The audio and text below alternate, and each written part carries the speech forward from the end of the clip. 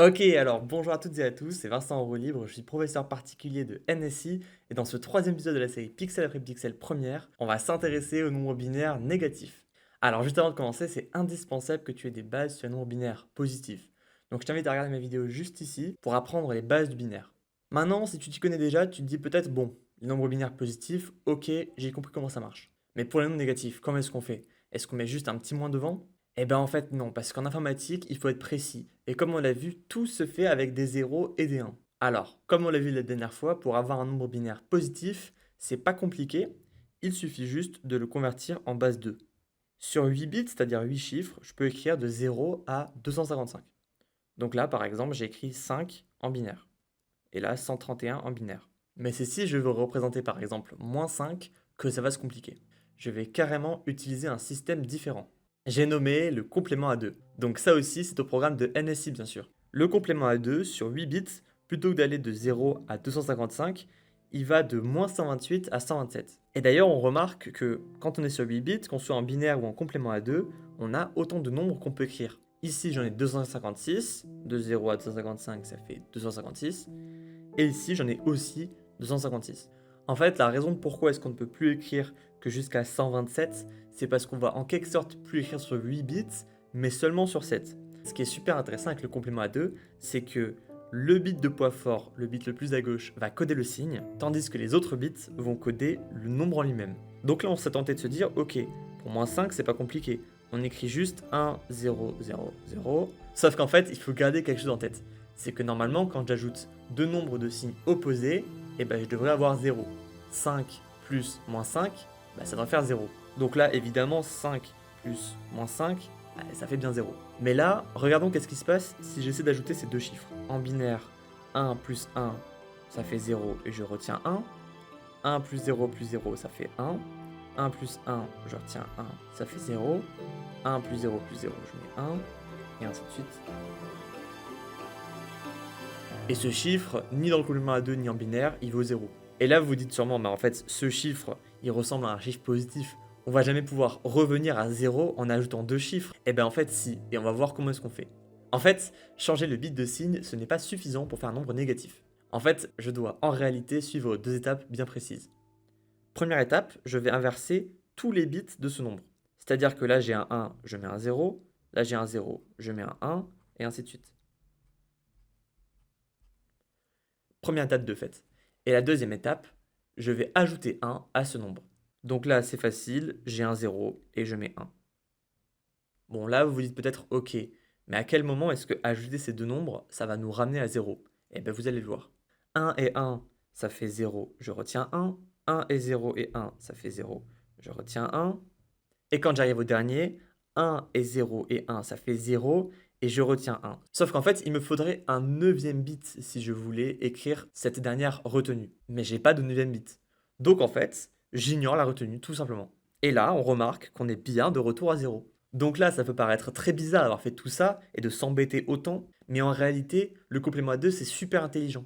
Grâce au complément à 2, l'addition suffit à elle seule pour faire une addition comme une soustraction. Parce que si je veux faire 5 moins 5, en fait, je vais faire 5 plus moins 5.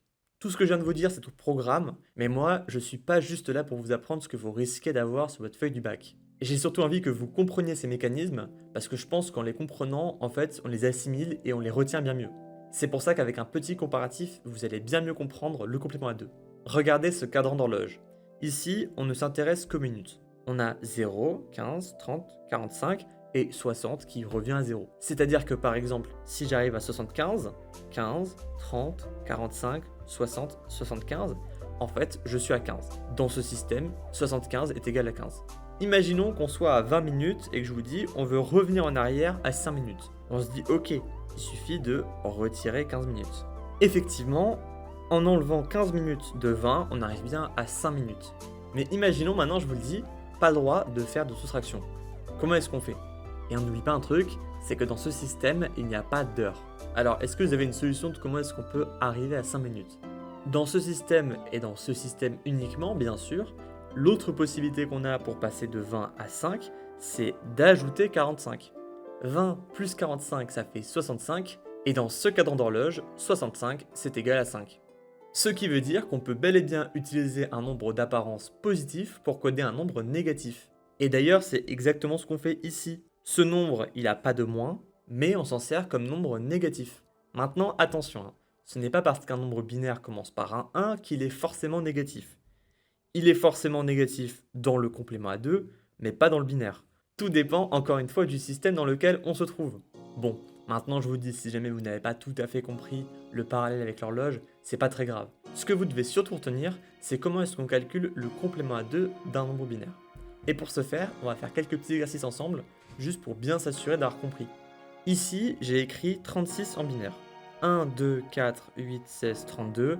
J'ai un 32, j'ai un 4, donc j'ai bien 36. Avant que je le fasse en vidéo, essayez de le faire chez vous. Première étape pour calculer le complément à 2, je le rappelle, on commence par inverser tous les bits. Donc c'est parti, 0 devient 1, 0 devient 1, 1 devient 0, ainsi de suite. Première étape de fait, mais attention, c'est pas fini. Deuxième étape, j'ajoute 1 au nombre binaire entier. Donc là, je vous pose l'addition pour faciliter les choses. 1 plus 1, ça fait 0, je retiens 1.